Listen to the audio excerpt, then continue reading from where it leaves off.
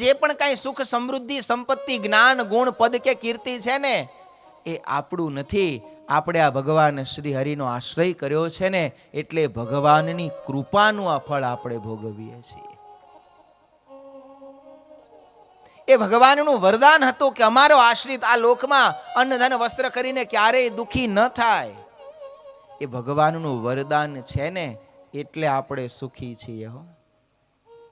ભગવાને આપણને બહુ સુખી કર્યા છે. દુઃખ રહેવા જ નથી દીધું. અને તોય જીવનમાં જે દુઃખ લાગતું હોય ને એ દુઃખ આપણી અણસમજણનું છે. હમણાં જ એક બહુ સુંદર યુનિસેફનો સર્વે આવ્યો હતો. તમને 5 પ્રશ્ન પૂછું છું, હા કે નામાં જવાબ આપજો. તમારી પાસે 2 ટંક પેટ ભરી અને ખાવાનું છે. તમે રાત્રે સૂવો ત્યારે તમારી ઉપર ટાઢ તડકો કે વરસાદ ન પડે એટલા માટે છત છે, કાચી પાકી ગમે તેવી પતરા નળિયા કે ધાબુ આવું કઈ છે. તમારી પાસે તમારું વધેલું ખાવાનું મૂકવા માટે રેફ્રિજરેટર, ગેસ કે ઇલેક્ટ્રિસિટી આની સુવિધા છે. 3.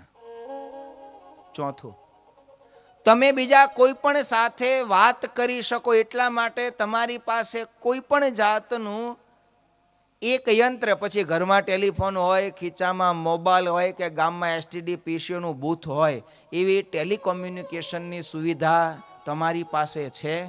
હા. 5મું, ટાઢ તડકો ને વરસાદથી તમારા શરીરનું રક્ષણ થઈ શકે. રોગમાં તમને ગમે ત્યારે તકલીફ પડે ત્યારે એક દિવસમાં 24 કલાકમાં તમને દવા મળે, અથવા તો દવાખાનું મળે, અથવા તો ડોક્ટર મળે, અથવા તો હોસ્પિટલ મળે એવી શક્યતા છે 24 કલાકમાં. 2 કલાકમાં દવા, અરે કલાકમાં ગામમાં દવાખાના છે. જો આ 5 વસ્તુનો જવાબ હા હોય તો રડવાનું બંધ કરજો. દુનિયાના 18% લોકો પાસે જ આ સગવડ છે. આખી દુનિયાના 82% લોકો પાસે આ સગવડ 5 સગવડ નથી. આપણને આ બધું મળ્યું છે ને તોય હવારે ઉઠીને રોદણા રોઈએ છે, ભગવાન ત્યાં તો મને દુખી કરી નાખ્યો.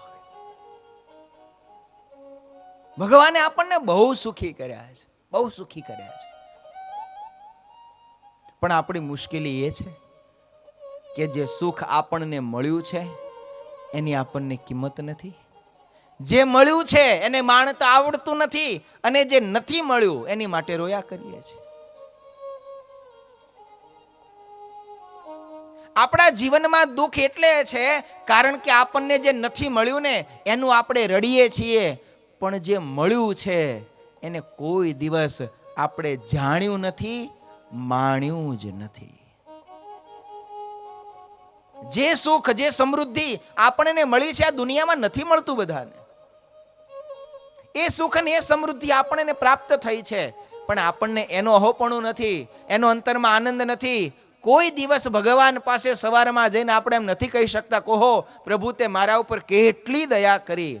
સૌથી પહેલી દયા તો આ સારું શરીર આપી લો. આમાંથી એક પાર્ટ ઓછો આપ્યો હોત તો. સ્વામી વિવેકાનંદના જીવનની કથા છે. સવારમાં ગંગા કિનારે સ્નાન કરવા ગયા ને એક ભિખારી ભીખ માગતો હતો. વિવેકાનંદજીને કહે મારી પાસે ખાવા નથી, મને રૂપિયો આપો. વિવેકાનંદજી કહે છે કેમ તારી પાસે કંઈ નથી? તો કે ના, હું બહુ ગરીબ છું, મારી પાસે કંઈ નથી. તારી પાસે કંઈ નથી? તો કે ના, મારી પાસે કશું નથી. વિવેકાનંદ કે સારું એક કામ કર, તારી 2 આંખો છે ને, એક આંખ મને આપ, તને 5000 રૂપિયા આપું. પેલો કે એક આંખ તો ના આપું. સારું એક હાથ આપી દે, 5000 રૂપિયા આપું. એક હાથે ના આપું. એક પગ આપી દે, 10000 રૂપિયા આપું. તો કે ના આપું. અને પછી કે હવે ટોટલ માર તો તારી પાસે કેટલું છે?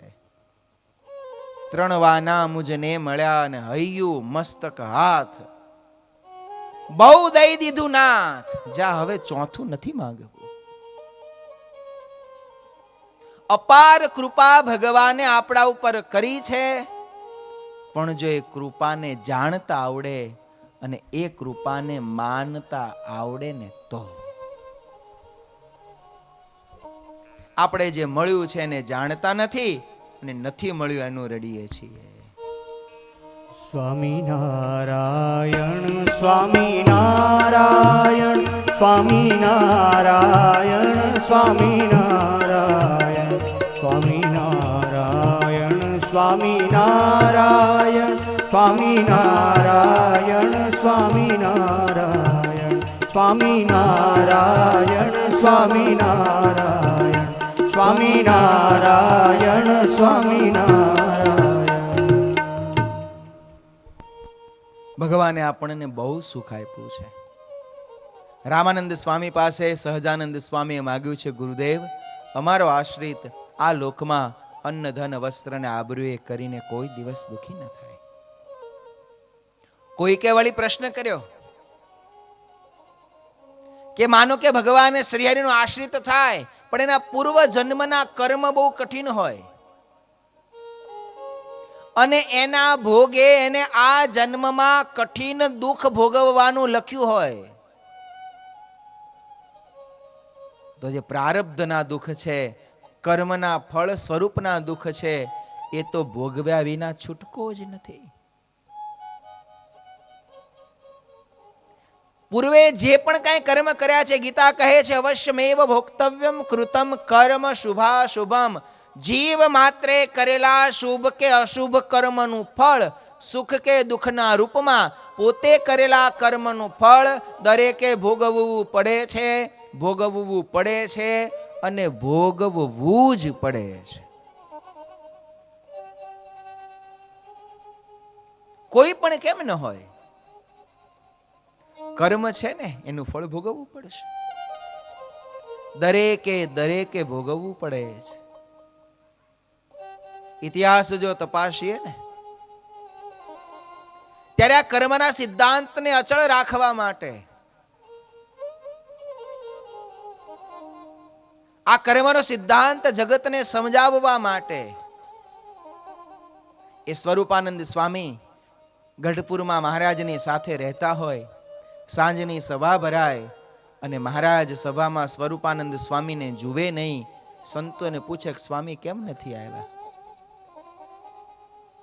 અને ત્યારે સંતો મહારાજને કે મહારાજ સ્વામી માંદા પડ્યા છે, એમને ટાઢિયો તાવ આવ્યો છે. સભા પૂરી થઈ, મહારાજ કે ચાલો સ્વામીને દર્શન આપવા જઈએ.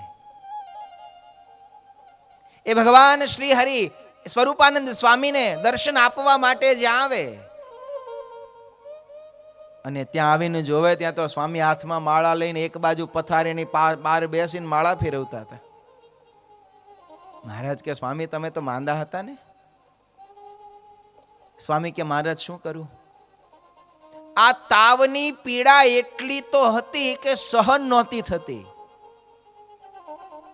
સંત એવા સમર્થ ને મહારાજ આ તાવ ગોદડીમાં મૂકી દીધો છે ને હું બહાર બેઠો છું, અને જ્યાં જોયું ત્યાં તો નિર્જીવ ગોદડી પડી પડી ધ્રુજે છે.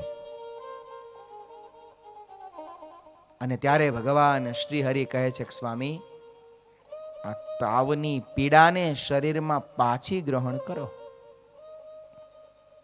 પણ મહારાજ આ પીડા નથી સહન થતી. પ્રભુ તમે તો અનંત કોટી બ્રહ્માંડના અધિપતિ છો, કૃપા કરો, દયા કરો, મારી પીડા ટળી જાય. અને ત્યારે મહારાજ કે સ્વામી હમણાં અમે પીડા મટાડી દઈએ, પણ આ પીડા ભોગવવાની બાકી રહેશે. એ કર્મનો હિસાબ ચોપડામાં ઉધાર બોલશે, એ પૂરો કરવા વળી બીજો જન્મ લેવો પડશે. સ્વામી કે મહારાજ બીજો જન્મ તો નથી લેવો, તો કે પીડાનો સ્વીકાર કરો. મહારાજ પીડા નથી સહન થતી. મહારાજ કહે દાદા ખાચરના દરબાર ગઢના નળિયાનું ધ્યાન કરો, તમારી પીડા શમી જશે.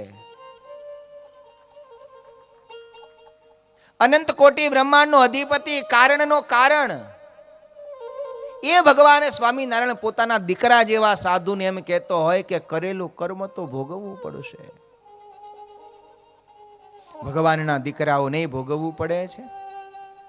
અરે ભગવાનના બાપને ભોગવવું પડે છે.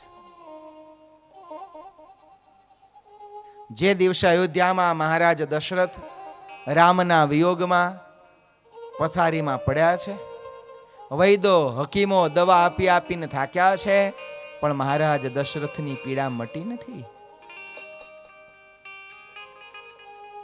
મહારાજ દશરથનો અંતકાળ નજીક આવ્યો, જીવનનો છેલ્લો શ્વાસ આવ્યો. રાણી કૌશલ્યાનો હાથ પકડી અને મહારાજ દશરથ કહે છે, હે કૌશલ્યા, સામી દિવાલ ઉપર મને પેલો આંધળો તાપસ અને તાપસી દેખાય છે. અને ત્યારે કૌશલ્યા કહે છે, મહારાજ ત્યાં કોઈ નથી, તમે શાંત થાઓ, તમે શાંત થાઓ. મહારાજ દશરથ કહે છે, મારા મૃત્યુ માટે હું શું કામ કૈકેયીને દોષ આપું? મારા મૃત્યુનું કારણ બીજું કોઈ નહીં, પણ મેં કરેલા કર્મ છે. હે કૌશલ્ય, આજ સુધી આ વાત મેં કોઈને નથી કહી, પણ આજ કહું છું. વર્ષો પહેલા મહારાજ દશરથ જંગલમાં શિકાર કરવા ગયા છે. શિકાર ન મળતા કોઈ હરણ તળાવમાં પાણી પીતું હોય એવો અવાજ આવ્યો છે, અને મહારાજ દશરથે શબ્દવેધી બાણ ચલાવ્યું છે. હરણ સમજીને છોડેલું બાણ, એ બાણ જ્યાં લક્ષ્યને વિંધુ ને ત્યાં તો એક મનુષ્યની ચીસ સંભળાઈ. ગભરાયેલા, ચિંતાતુર થયેલા મહારાજ દશરથ ઘોડો દોડાવતા જ્યાં તળાવના કિનારે ગયા ને, ત્યાં તો એક કિશોર વયના બાળકની છાતીમાં ખૂંચેલું પોતાનું તીર જોયું. મહારાજ દશરથની આંખમાં આંસુ આવ્યા, દોડ્યા, એ બાળકનું માથું પોતાના ખોળામાં લીધું ને પૂછ્યું, બેટા તું કોણ છે? કહ્યું કે મહારાજ, મારું નામ શ્રવણ કુમાર છે. તું અહીં ક્યાંથી? મારા માતા અને પિતા બંને અંધ છે, હું એમને યાત્રા કરાવવા લઈને નીકળ્યો છું. એમને તરસ લાગી હતી ને એટલે હું પાણી ભરવા આવ્યો હતો, પણ ખબર નહીં હું પાણી ભરતો તો ને ક્યાંકથી આ બાણ આવ્યું અને મારી છાતીમાં વાગ્યું છે. મહારાજ દશરથ કહે છે, આ બાણ મેં માર્યું છે.